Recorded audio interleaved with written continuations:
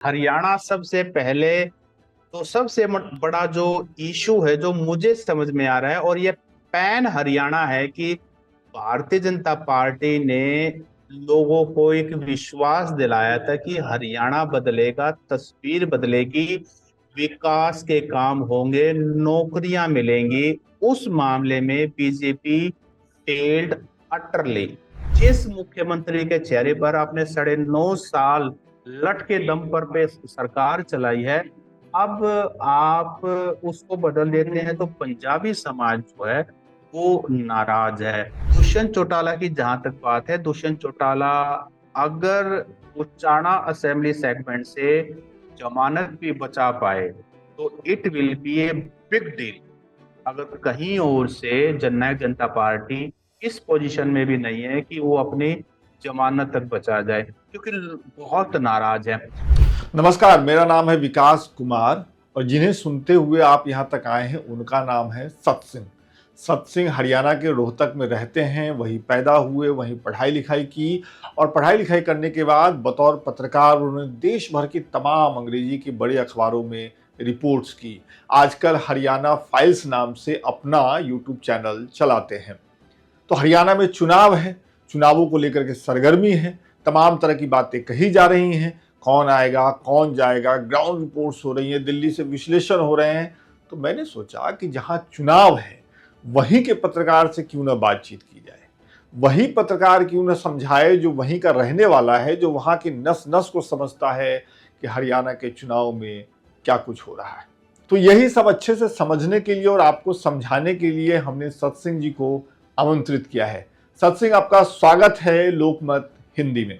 नमस्कार सर। चलिए, सबसे पहले तो हमें ये बताइए, हमारे देखने वालों को ये बताइए जो देश के किसी भी हिस्से से हो सकते हैं, कि हरियाणा में जो विधानसभा के चुनाव हो रहे हैं उनमें कौन से मुद्दे हैं।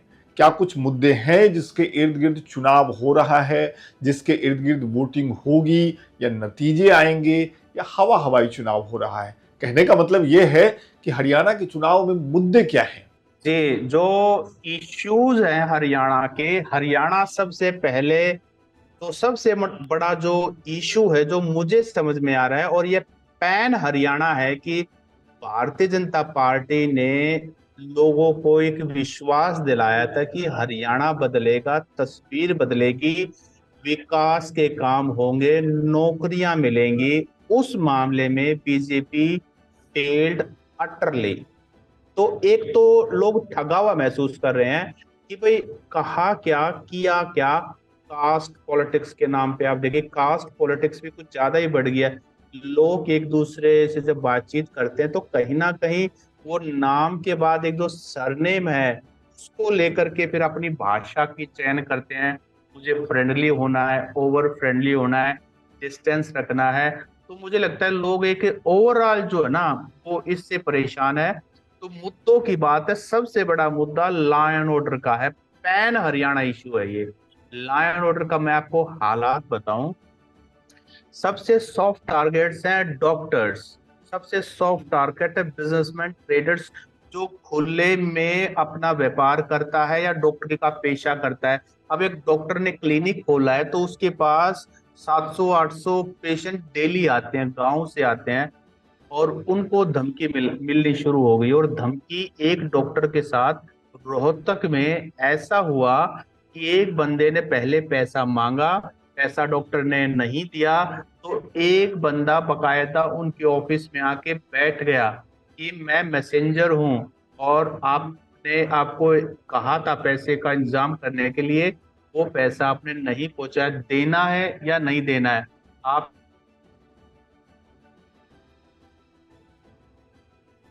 जाम भुगतने के लिए आप तैयार। उस डॉक्टर को तो 15 मिनट तो वो समझ नहीं पाया कि ये हुआ तो हुआ क्या, ये क्या हो रहा है। स्टाफ में किसी की हिम्मत नहीं कि पुलिस को बुला ले, क्योंकि उसके बाद धाए धाए करके ये जो 18, 19, 20 साल के लड़के हैं, कोई पंगा नहीं लेना चाहता। लॉ एंड ऑर्डर के सीधे इशू, और सभी पूरे रोहतक में, सोनीपत में, दादरी में, हर जगह। इवन दादरी में तो जो चुनाव लड़ रहे हैं भारतीय जनता पार्टी के कैंडिडेट, जो पहले जेलर थे रोहतक जेल के, उन्होंने तो सबसे बड़ा issue he law and order को बनाया है। वो बीजेपी की कैंडिडेट है। उनका कहना है कि मैं, अगर मुझे चुन लिया गया, मैं विधानसभा गया, तो जितने भी बदमाश हैं वो दादरी के अंदर के बाउंड्री के बाहर उनको धकेल दूंगा, और यहाँ कोई बदमाश नहीं बचेगा। मेरे पास जेल का लंबा अनुभव है। तो law and order is one of the biggest issue.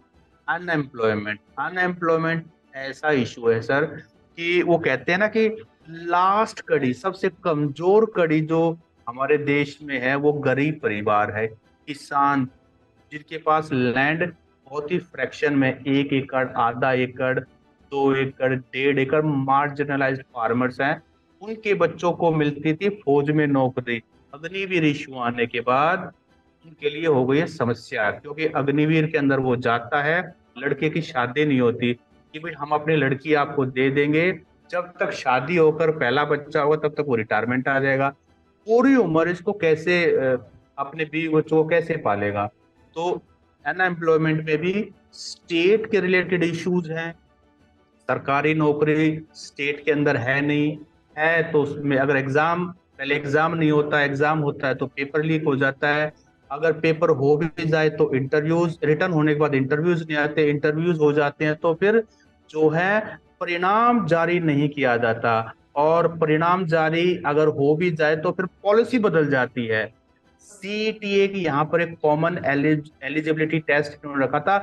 2.5 lakh बच्चे फंसे हुए हैं जो लेवल 1, लेवल 2 का। लेवल 1 ये होता है कि पहले आप एग्जाम दीजिए, फिर उसके बाद जो स्क्रीन आउट हो जाएंगे उनको नेक्स्ट फेज मौका मिलेगा। तो वो सब फंसे हुए 2.5 लाख बच्चे रोड के ऊपर हैं।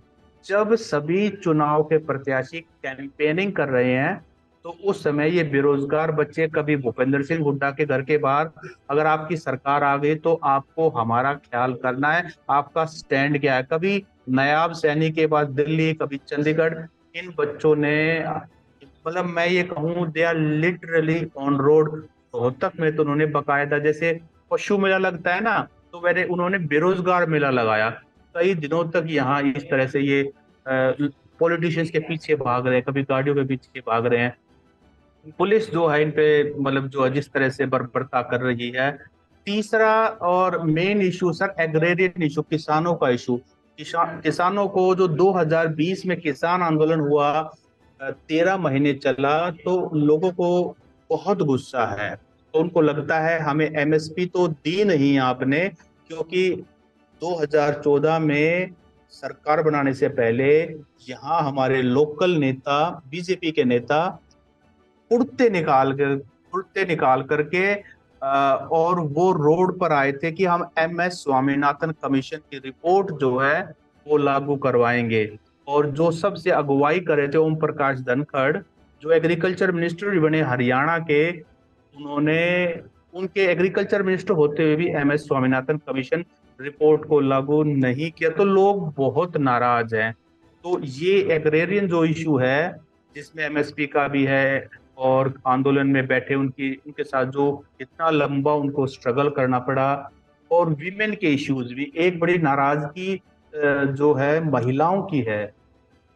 जो महिला पहलवानों वाला इशू था और जो ब्रिजभूषण वाला मामला हुआ, तो महिलाओं को कहीं ना कहीं लगता है कि अगर लॉ एंड ऑर्डर के मामले में या क्राइम अगेंस्ट वुमेन वाले इश्यूज में अगर सरकार का, सेंट्रल गवर्नमेंट का ये स्टैंड है, तो फिर भगवान ही बचा सकता है। अगर इस तरह से एक्शन नहीं लेंगे तो महिलाओं का बनेगा क्या। तो मुझे लगता है सर, मोटे मोटे तो यही इश्यूज हैं जो हरियाणा की पॉलिटिकल सीन को डोमिनेट कर रहे हैं अभी। अच्छा, आप जो कह रहे हैं उसका मतलब ये समझ में आ रहा है कि इस चुनाव में भारतीय जनता पार्टी के खिलाफ और भारतीय जनता पार्टी की जो सरकार है हरियाणा में, वहां गजब का माहौल है। और शायद यही वजह है कि चुनाव से कुछ दिन पहले मनोहर लाल खट्टर को मुख्यमंत्री की कुर्सी से उतार कर सैनी साहब को उस कुर्सी पर बिठाया गया था। तो मैं आपसे ये पूछ लूं कि ये जो बदलाव हुआ, मुख्यमंत्री के जो चेहरे बदले गए चुनाव से ठीक पहले, उसका कुछ फायदा भारतीय जनता पार्टी को हो रहा है या जनता खेल समझ रही है? सर, दो ओपिनियन है इसके अंदर। एक ओपिनियन तो ये है कि जो किया, खट्टर को हटाया, वो ठीक किया। और खट्टर को तो लोगों का ये मानना है कि अगर साल भर पहले हटा देते, क्योंकि नायाब सैनी को मुश्किल से 60 दिन 65 दिन मिले हैं परफॉर्म करने के एज ए चीफ मिनिस्टर, और अभी मॉडल कोड ऑफ कंडक्ट भी एनफोर्स्ड है। तो लगता है कि मुकाबले में, खट्टर के मुकाबले में, he soft spoken, he is approachable, लोगों की सुनते भी हैं, और इमेज भी इनकी ठीक है। तो लोगों को लगता है, एक ओपिनियन तो ये है। और दूसरी ओपिनियन सर ये है कि उनको लगता है कि भाई, जिस मुख्यमंत्री के चेहरे पर आपने 9.5 साल लट के दम पर पे सरकार चलाई है, अब आप उसको बदल देते हैं, तो पंजाबी समाज जो है वो नाराज है। और पंजाबी समाज बहुत एक प्रभाव रखता है, क्योंकि बिजनेस के अंदर है, ब्यूरोक्रेसी के अंदर भी है, पॉलिटिक्स में भी। हरियाणा के इतिहास में पहली बार उनके समाज से किसी को मौका मिला है, तो वो बैक फायर भी कर रहा है। और मुझे लगता है कि पंजाबी समाज जो शहरों में डोमिनेट करता है, तो कई सीटों पर बीजेपी की सीटें सिर्फ इसीलिए फंसी हुई हैं। और यही कारण है, नायाब सैनी जो उपचुनाव लड़े थे करनाल से और जीते थे, उनको अपनी सीट बदलनी पड़ी, क्योंकि पंजाबी कम्युनिटी बहुत अपसेट है। आपने हमारा मुख्यमंत्री ले लिया, हमारा जो सेकंड मोस्ट पावरफुल मिनिस्टर थे हरियाणा सरकार में, अनिल विज, उनके साथ क्या बनाई आपने। और ऊपर से हमारे करनाल सीट जो पंजाबी बेल्ट, पंजाबी समाज की सीट है, आपने वो भी एक सैनी को दे दिया है। इसीलिए उनको बदलना पड़ा और वो लाडवा सीट पर गए हैं। तो ये दो ओपिनियन सर मेजरली यही सुनने को मिलता है। अच्छा, अब ये बताइए कि इस चुनाव में दुष्यंत चौटाला का क्या होने वाला है? पिछले चुनाव में वो उप मुख्यमंत्री थे, चुनाव से ठीक पहले उन्होंने भी इस्तीफा दे दिया, अलग हो गए। अब की कहते फिर रहे हैं दो बातें। पहली बात कि भारतीय जनता पार्टी के साथ नहीं जाऊंगा, दूसरी बात कि किंग मेकर बनकर के उभरूंगा। आखिर क्या है इस चुनाव में दुष्यंत चौटाला का? सर, दुष्यंत चौटाला के जो ग्रेट ग्रैंडफादर थे ताऊ देवीलाल, वो कहा करते थे कि इस जनता को, यानी कि हरियाणा की जनता को आप समझा नहीं सकते हैं, आप इसको बहका सकते हैं। तो मुझे लगता है अपने ग्रेट ग्रैंडफादर की जो बात है, शायद दुष्यंत चौटाला ने सीरियसली ले ली है। उन्होंने किसी और कॉन्टेक्स्ट में और ह्यूमर में कहा था बात। तो ये जो अलायंस का ब्रेकअप हुआ है, ये डेलिब्रेट हुआ है, और उनको लगा कि जो चीज आप रीड कर सकते हो एज ए पॉलिटिशियन, ये जनता रीड नहीं कर सकती। तो दुष्यंत चौटाला की जहां तक बात है, दुष्यंत चौटाला अगर उचाना असेंबली सेगमेंट से जमानत भी बचा पाए, तो it will be a big deal. अगर कहीं और से जननायक जनता पार्टी इस पोजीशन में भी नहीं है कि वो अपनी जमानत तक बचा जाए, क्योंकि बहुत नाराज है। इसका थोड़ा गणित मैं आपको समझाता हूँ सर। जी। जब 2019 में चुनाव हुआ, तो दुष्यंत चौटाला ने भारतीय जनता पार्टी के खिलाफ जो एक सेंटिमेंट था, उसको कैपिटलाइज किया, और सिर्फ उस उन्हीं सीटों पर जीते जो ग्रामीण सीटें थी और जाट बहुल जो एरियाज थे। और उसके बाद जो हुआ वो हम सबको पता है कि उन्होंने बीजेपी से सरकार बनाई। वहां तक भी लोगों का गुस्सा था, लेकिन चरम पर पहुंच गया किसान आंदोलन में, जब वहां पर 750 के करीब किसान जो है एक के बाद एक, जैसे वहां पर उनकी डेथ हुई, एक सेंटीमेंट बहुत हावी हुआ। और एमएसपी के इशू पर ऐसी ऐसी स्टेटमेंट, जो बहकाने वाली स्टेटमेंट, और कभी इनके पिताजी द्वारा ये कहना कि किसान तो बीमारी हैं, और अलग अलग इस तरह की जो ह्यूमिलिएट करने वाली हैं। तो और किसानों ने इनको ये भी कहा कि आप अभी भी बीजेपी का साथ छोड़ दीजिए, और आप किसानों के साथ आकर के बैठ जाएं उनके समर्थन में। लेकिन इन्होंने जो है नहीं, ये उन्होंने कंटिन्यू किया और समर्थन में नहीं आए। और लोगों को ज्यादा गुस्सा इस बात का है कि ये जो है पड़पोता है देवीलाल का, और देवीलाल की लीगेसी ही ये गांव वाले और किसान हैं। तो इसको लेकर के कि ये तो हमारा अपना है, लोग इसको इतना प्यार से, जब ये आता था तो इसके समर्थक नारे लगाते थे, आया आया सीएम आया, इस तरह के नारे लगाते थे। और एक इमोशन था दुष्यंत के प्रति, नया था, ब्राइट था, एजुकेटेड था, फॉरेन में पढ़ के आया था। और दुष्यंत चोटा इनके इनके दादा के साथ और पिता के को जेल भेजा गया था। तो लोगों का एक इमोशन था कि इनके साथ गलत हुआ, जैसे विनेश फोगाट के साथ एक इमोशन है कि भाई बेटी के साथ गलत हुआ, बहन के साथ गलत हुआ, इनके साथ भी एक इमोशन था कि अरे भाई नौकरी है तो दी है इन्होंने युवाओं को और इनको जेल भेज दिया गया, हमारे लिए जेल काट रहे हैं, ये तो एक इमोशन था। फिर दुष्यंत चौटाला ने जो फिर एक इमोशन को मिसरीड किया या पता नहीं अपॉर्चुनिस्ट हुए, जो भी हुआ, टेकिंग तो फॉर मुझे ग्रांटेड भी लगता कह सकते हैं, टेकन फॉर ग्रांटेड लिया। हाँ टेकन फॉर ग्रांटेड लिया, अपना उल्लू सीधा किया, जो भी है बहुत सारे उपनाम दिए जा सकते हैं उनको। तो दुष्यंत चौटाला वाला जो सीन है सर, वो इस बार मुझे लगता है कि 2024 दुष्यंत चौटाला का चुनाव नहीं है। और वो किंग मेकर कहें, आपने घर बैठ के कुछ भी कहें उसमें, वो हरियाणवी में कहावत है कि वो कहावत है मुझे याद है ना कि घर की बही काका लिखड़ियां। तो अपनी मर्जी है इनकी, कुछ भी कह सकते हैं घर बैठे बैठे। अभी सीन में नहीं है सर कहीं तो। बहुत बहुत शुक्रिया, आप हमारे सवालों का जवाब दे रहे हैं, हमारे पाठकों को जमीनी सच्चाई से रूबरू करवा रहे हैं। एक दो सवाल और हैं मेरे। हरियाणा की एक कैंडिडेट जिन पे नजर न सिर्फ देश की है बल्कि दुनिया भर के लोग, उनके जो खेल प्रेमी हैं, वो उनके रिजल्ट को लेकर के नजरें गड़ाए हुए हैं। विनेश फोगाट की मैं बात कर रहा हूं। पहलवान विनेश फोगाट चुनाव लड़ रही हैं हरियाणा में कांग्रेस पार्टी के टिकट पे। आप उनके इलाके से घूम करके आए हैं, जुलैना से होकर के आए हैं। कैसा चुनाव चल रहा है विनेश फोगाट का, जरा ये समझाइए।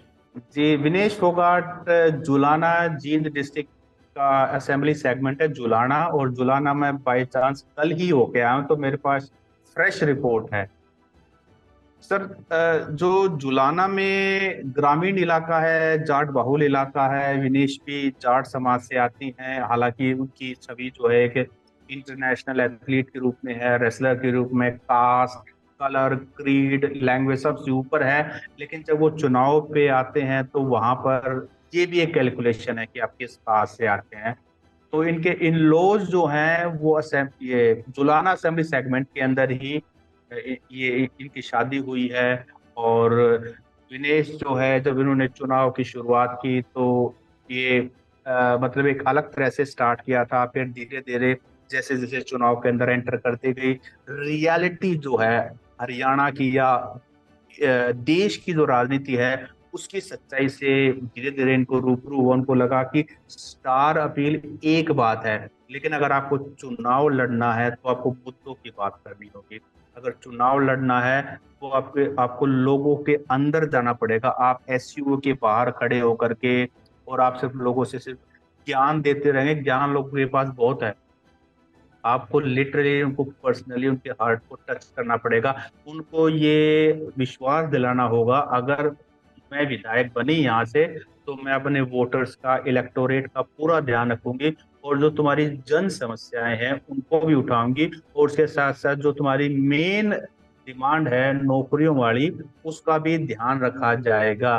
तो कल मैं गया तो वो डोर टू डोर कैंपेन कर रही थी जुलाना के एक गांव में जिसका नाम अनूपगढ़ है, और वहां वो लोगों से मिल रही थी। तो वहां पे महिलाओं ने मुझे बताया कि हम 5 घंटे से विनेश का इंतजार कर रहे हैं। मैंने कहा भाई आज के दिन तो प्रत्याशी इंतजार करते हैं लोगों का, और आपने उल्टा कर रखा है। उन्होंने कहा नहीं, हमारा इमोशन ही ऐसा है, हम बेटी को सपोर्ट करेंगे, बेटी को वोट देंगे और औरों से भी दिलवाएंगे। और विनेश के साथ एक फोटो खिंचवानी थी। तो एक देखो इमोशन है विनेश के प्रति।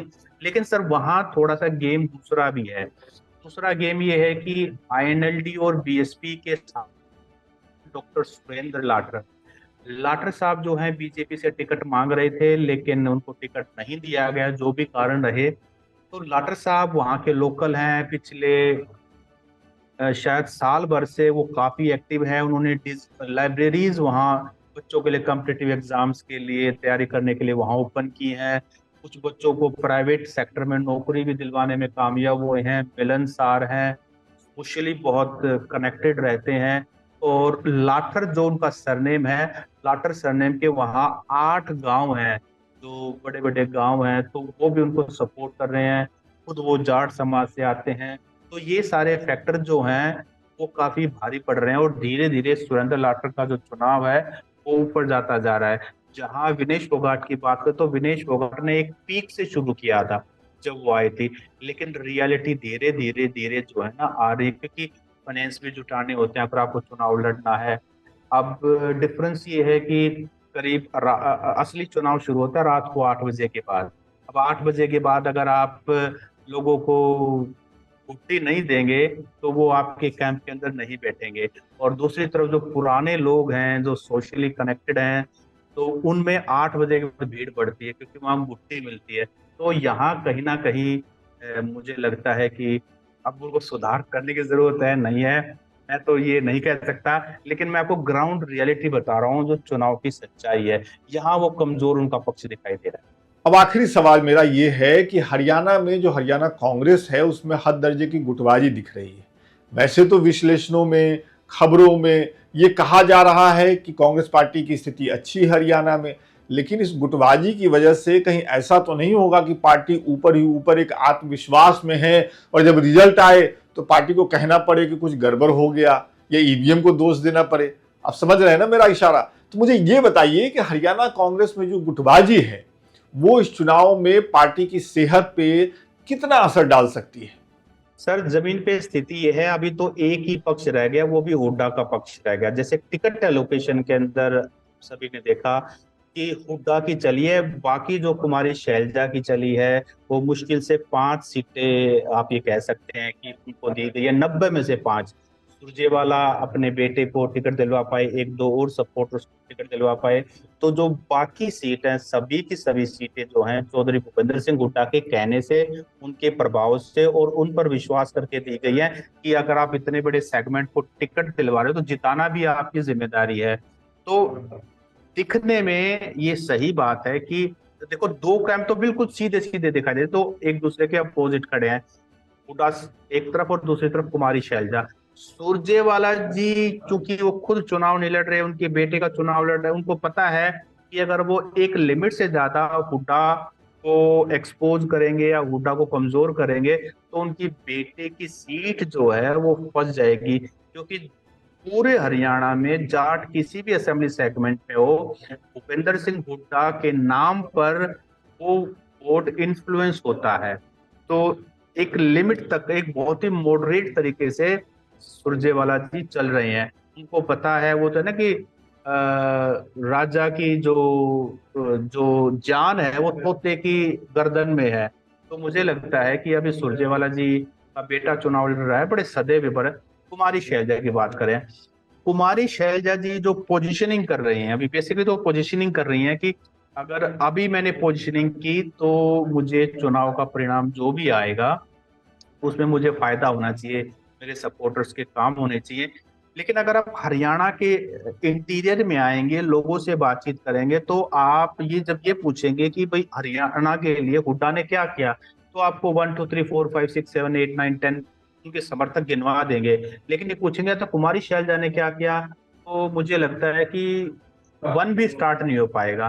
कुमारी शैलजा का ग्राउंड जीरो पे कोई काम नहीं है।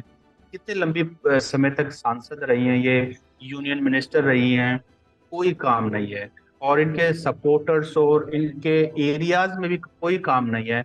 तो जमीनी नेता नहीं है, लेकिन हाँ सोनिया गांधी और गांधी परिवार की किचन कैबिनेट की वो हैं और ड्राइंग रूम पॉलिटिक्स करती हैं और मौका देख करके ये करती हैं। और मुझे एक बार याद है कि अंबाला में इनका चुनाव था और वहां भी जाट समाज है अंबाला लोकसभा में, तो उन्होंने हुड्डा साहब को बुलाया था। तो ऐसा नहीं है कि आज वो दिखा रही हैं कि हुड्डा साहब से 36 का आंकड़ा है, ऐसा नहीं है।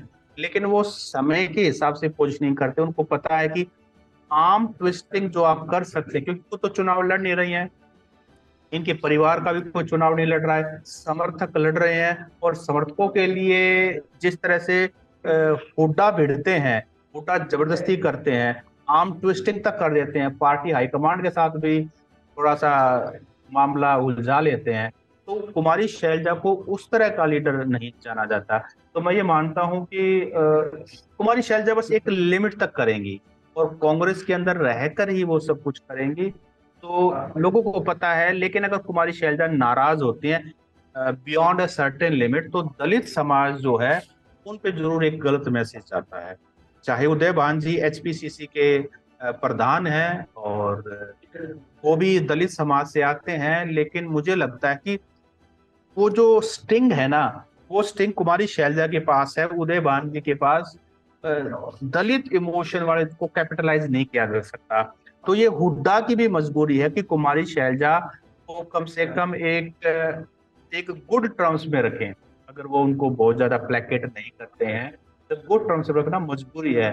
और कुमारी शैलजा का कुछ स्टेक पे है ही नहीं। अगर विधायक आते हैं तो हुड्डा के नाम पे आएंगे, बनने के बाद फैसला पार्टी हाईकमांड के पास जाएगा, और पार्टी हाईकमांड अगर स्ट्रोंग हुआ तो फिर उनकी लॉटरी लग सकती है, लेकिन ऐसा दिख नहीं रहा है। तो अगर आप ये वीडियो देखते हुए यहां तक पहुंचे हैं, सत्सिंह की बातें आपने सुनी हैं, तो कमेंट करके जरूर ही बताइए कि हमारी ये कोशिश आपको कैसी लगी।